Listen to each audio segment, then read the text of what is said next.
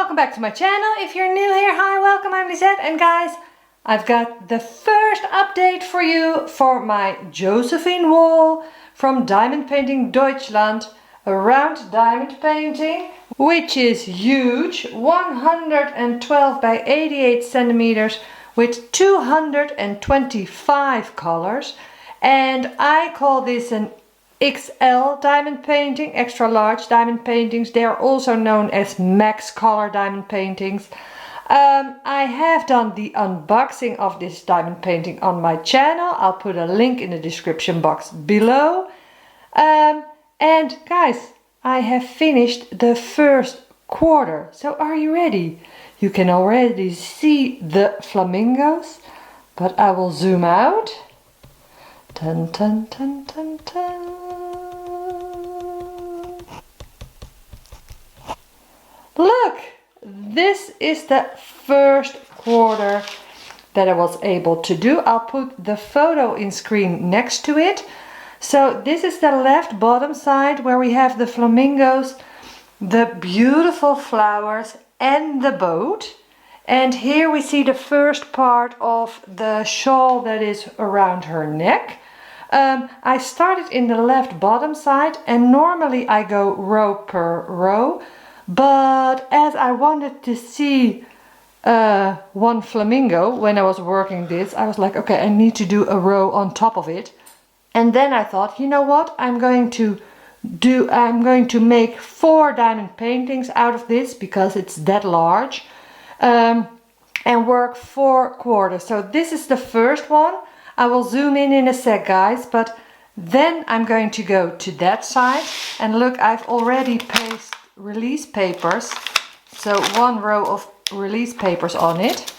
But that is what I'm going to work on next. And then after that I'm going to turn this huge, because look how long it is, guys.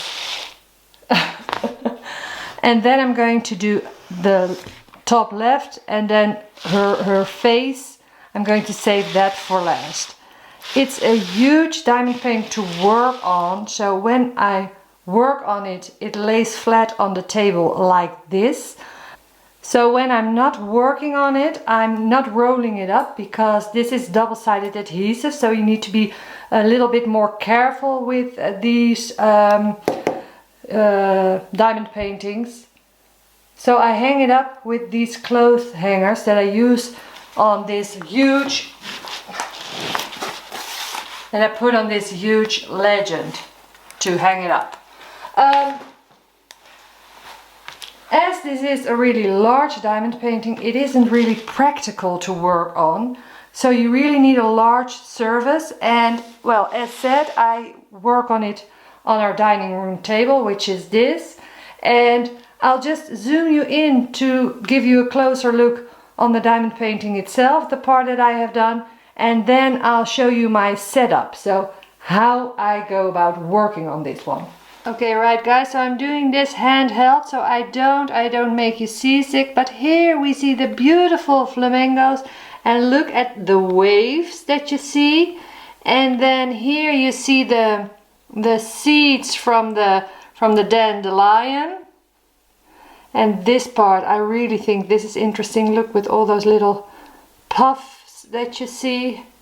And then here, up close, look. And all these little details in the back, that's great as well. Here will be another one. Here's a small one. This is all the puff. This is dandelion, and then here the parts, and then the leaves in between, and here's the boat. And when you're up close working on it like this, you really don't see it, but then you step back and you're like, oh, there's the boat. And that color palette is beautiful as well. But guys, this is really confetti heavy, like with all the Josephine walls. Look, the leaf. It's really the details. Even, look, there's a little one. Even with rounds, because I've only done a square from Diamond Painting Deutschland, but even with a round you get all the details. So I was really not nervous, but wondering about that, but look how beautiful that is. And okay, it is round, so normally you get better details with squares, but what Diamond Painting Deutschland does, sorry, I'll put you back on the holder. But what Diamond Painting Deutschland does is that they offer this diamond painting in rounds and in squares. It just so happens to be so that the rounds, because the round drills are bigger than the square drills, the entire diamond painting for rounds is larger. So you get the same effect, but you need to do a larger diamond painting. But it pays off. So I've done a quarter. Let me tell you how I work on this. So if you've seen my kitting up video, also that will be listed in the description box below, because I've made a playlist for my XL diamond painting series, so you can find it there. So I've kitted up in Elizabeth Ward's. Maybe not the most practical system because you've got those large trays, but for me it works. And what I do is when I start working on my J-wall, I always put them in the same order. So the one that start with the flowers goes here. Then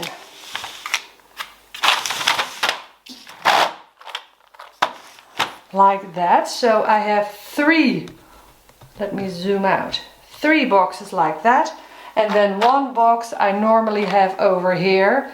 Now it's pushed to the side of the table, so normally it's in the middle of the table. So I have 1 to my left and then 3 on a row on my diamond painting. And because I always keep them in the same order, I'm able to find the drills that I need faster, because I'm like, okay, I need like an arrow, okay, I know it's in that box. I need like a flower, I know it's in the top box. I need something regarding a home or a vehicle, I go to that box. And the way I've kitted it up really works. Because even when I'm like, okay, I need, is it a vehicle? I know, oh, the vehicles are in here. And for me, for instance, this one is a spaceship. And I have put that with the vehicles, and for me that works. What also is important that I've noticed is I use small squares. So I use release papers, but the smaller ones. Those aren't the same, but this size. These are from Crafts with Crashly, but this is the smaller size. So I do a square like that per session that I work on it. And what really helps, because you might be like, okay, I do a square of this one and then I'm going to work on another diamond painting to not burn out. But actually, when you start working on something like this, it helps to stay with this diamond painting for a while. So at least do a row, because you get it takes time to get into your system and finding the drills again. And once you're got your rhythm, it goes faster and faster, if that makes sense. So what I'm planning to do with this quarter, like for instance, break it up into 2 bits, because an entire diamond painting, only this one, yes, then I would burn out, or an entire quarter, sorry. So I'm like, okay, I do 1, 2, let's say 3 rows. Then I go work on another diamond painting. Then I get back and do the other 3 rows. Because if you're doing like, okay, I'm doing 2 squares of this one, and then I'm going to work on a quote unquote normal diamond painting, you're going to lose your momentum and your rhythm with this one. I hope that makes sense. Once more, it's really, really confetti heavy. So I can totally understand people getting burned out by diamond paintings like this. It's not for everybody. The results is definitely worth it, but make it as comfortable and as pleasurable for yourself as possible. And at first I thought that changing it up with another diamond painting, just to give me some breathers from all the confetti, might help. But as it turned, I did that with the first row, just for your information. But then as I got farther in, I was like, no, I need to stay with this one and complete, well, in this case, a quarter, but complete a certain amount and then go to another diamond painting, because otherwise I need to start from the beginning. I need to get into all the drills in the system again. I hope that makes sense. So I don't know if that works for you. If you're working on a J-Wall, or if you have worked on a Diamond Painting Deutschland J-Wall, do you agree? Is that something that you have experienced as well? I would really love to know.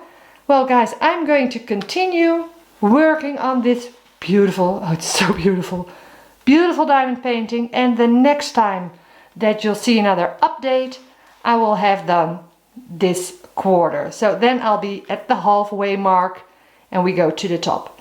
Might be a while because this is a lot of work, a labor of love, and apart from not wanting to burn out, the thing that I find tricky with these canvases is the logistics, because you really need a large area to work on. Well, you don't need it, but it's most practical, and in my case most preferable. I want to have space to put everything out in the open and be able to work on it. So that's not always possible. So, well, sometimes it's just not easy to work on it. Well, that happens. Guys, let me know what you think. How do you like my progress? What do you think of it so far? I'm really pleased. I am really surprised about the rendering with the rounds. I had expected it to be more blurry, but it's actually quite detailed, not only through the lens, because through the lens you often see it more clearly than in real life, but even in real life I see all those details. So that is great. The color palette of this one, guys, is also perfect for me then. I like all those blues and pinks, and then you've got some teals and greens and yellows in here, so you've got a little bit of variety. That might change in the top left quarter. That's the part of this diamond painting that I'm least looking forward to. On the other hand, the right top corner is the part that I'm looking forward to the most. Oh, also the drill field is really clear. I have no trouble at all with the distinction between the symbols. Not even with all the arrows that I was worried about, because look, in the beginning I was like, okay, you have these, but really guys, not a problem at all. So, okay, well, that was my update, a bit of a shorter video, but well, it's just nice to see what I've been working on, I think.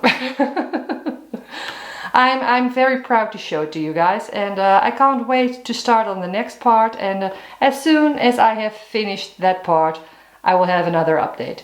Well guys, let me know what you think. If you enjoyed this video, I would really appreciate it if you give me a thumbs up on your way out. Thanks so much for watching, and I hope to see you in my next video. Bye guys!